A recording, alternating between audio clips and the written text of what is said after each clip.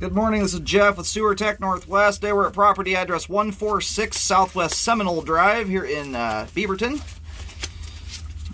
Located underneath the front decking, straight above us here. If you walk through the deck, you'd basically be right in front of the front door, or just adjacent to us anyway. When you open the little hatch that goes underneath here, it's straight in front of your face. And we've got a 3-inch ABS cleanout as our point of access. I'm going to insert the camera and check the overall condition and serviceability of the sanitary sewer line.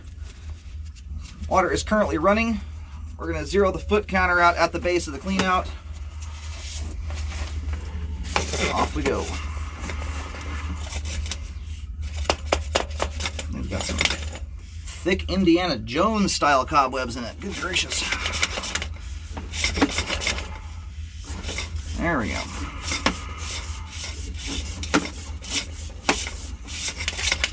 Some big mamma jamma spiders living in there.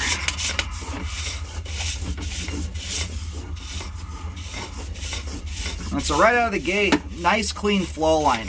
It's nice to, and most notably, no major grease buildup, which is nice to see.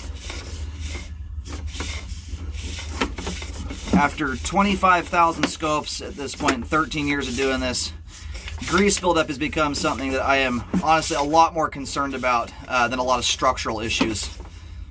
Things like bellies, offset joints, stuff like that. And not that those can't cause problems, but what I have found after this much time doing this is it is often a conjunction of things. Now real quick, we just swapped over to what looks like PVC pipe there. Appears to be 4-inch diameter.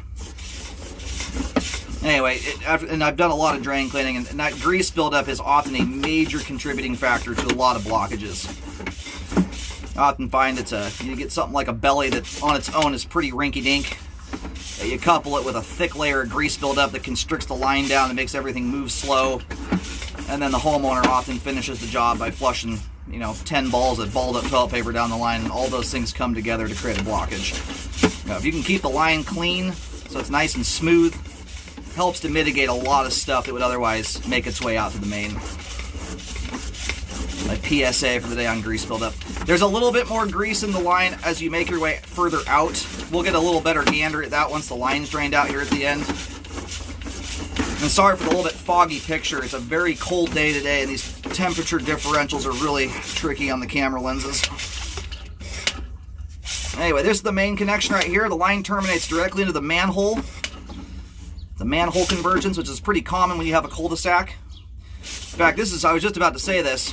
Manholes are prone to catching improper items. They're almost designed to, because it's an easy location to be able to get down into the line and clear them out. You can see what's in front of us right now is a big wad of what looks like wipes. I've had a myriad of circumstances over the years. You get one neighbor, only takes one, that has a bad habit of putting paper towels down the line. I've seen 4 to 5 foot high mounds built up in manholes before. So it's something I'm trying to push my camera to knock that thing loose. And realistically, being that we're 93 feet out, it's pretty unlikely that's ever going to cause a problem. If it does actually contribute to a blockage, the head pressure, as long as the blockage is not made of a whole roll of paper towels, the head pressure will knock that thing into the main and move on its way. So not one I'm concerned about leading to a massive backup scenario. I'm mostly pointing it out for educational purposes. That right there is one of the reasons you don't want to put things like wipes down the line. But normally when I start recommending cleaning on manholes, you've got significantly more junk than this built up in the line. Anyway, we're going to go locate really quick here while the pipe drains off and give it a better look over as we come back in. So far, pretty nice looking sewer line. Alrighty. So if you go, and I forgot to mention, I think at the start, when I describe everything as if you are standing in the road facing the front of the home. So there is a manhole that sits over, it's to the left of this driveway, but it's even just a little bit to the left of the neighbor's driveway to the left of this home. You'll see a manhole sitting there. That's where the line heads over to. It's a common setup for cul-de-sacs. They often, almost every home will terminate directly into the manhole. That's why it's one of those situations where you want to be a little even more careful not to put improper stuff down the line. It's a situation where if you do block up the manhole, you can cause a bad day for more than one person. We got some water coming down the line right now. That stringy stuff there at the top of the pipe are just cobwebs. Spiders are very prevalent in sewer lines. A lot of bugs.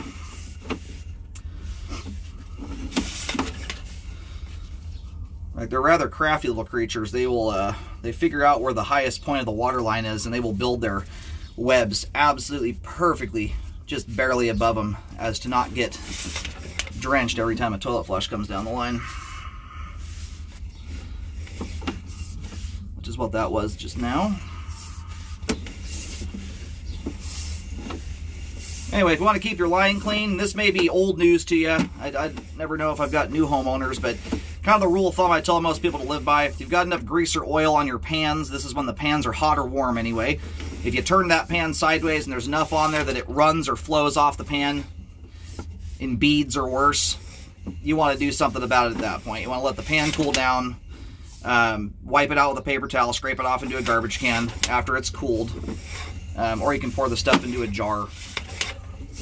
I even know people that make fire starters out of it for lighting their fireplaces and stuff. So, thin little coating of PAM spray is no big deal. Hot water and soap handles that fine. And one of the keys to making sure that any amount that does get down the line gets all the way out is to always use hot water. Always use soap, obviously, but let your hot water run for about a full minute longer than your last dish was washed. That helps to ensure that everything remains melted and emulsified until it gets all the way out to the main. Once this pipe hits the outside, it's buried underground. It's cold all the time, even when you are using hot water. But when you shut that hot water off immediately after your dishes are washed, you've got about, in this case, 100 feet of sewer pipe here underground that'll cool that stuff down very, very rapidly. So it's a good maintenance item to keep up on, especially when you have little kids in the household that are still learning how to fold toilet paper. That balled up toilet paper is the #1 cause for blockages, and a lot of them will break loose naturally, especially in plastic pipe that's quite smooth. But when you get your line all sticky and gacked up with grease, that same blockage that might otherwise break loose after 5 feet or so of pipe fill up behind it, can potentially start withstanding significantly more head pressure building up behind it. Just more likely that it'll turn into a sewer event rather than a innocuous blockage you didn't even know happened. So, anyhow, we're gonna go ahead and roll the camera out of the sewer line. Oh, there's a big ball of toilet paper. Something you want to avoid right there. Balled up toilet paper is you end up with something moving through the line that weighs a pound or more, and they don't disintegrate properly.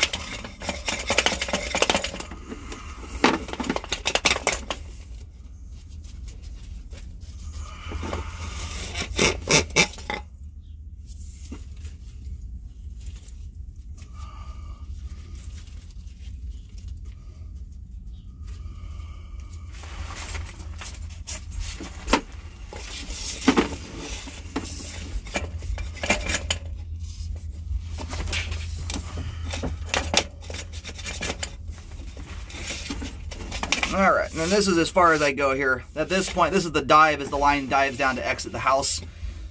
That's all the pipe there that's underground. All of it is in good condition, has good flow, and is functioning properly at this time. Quite a nice looking sewer line there. And anytime you're pitched up on a hillside like this, these are some of the few circumstances where you can actually install a 100-foot plus sewer line and not have any of it settle. And you have natural slope and grade. Makes a huge difference. You put the same sewer line on a flat property, and I can about guarantee you'd end up with a belly or something like that in it. So everything's shooting through this thing at a nice high rate of speed because of that slope. It's a good thing. Anyhow, nice looking line. It's functioning properly at this time.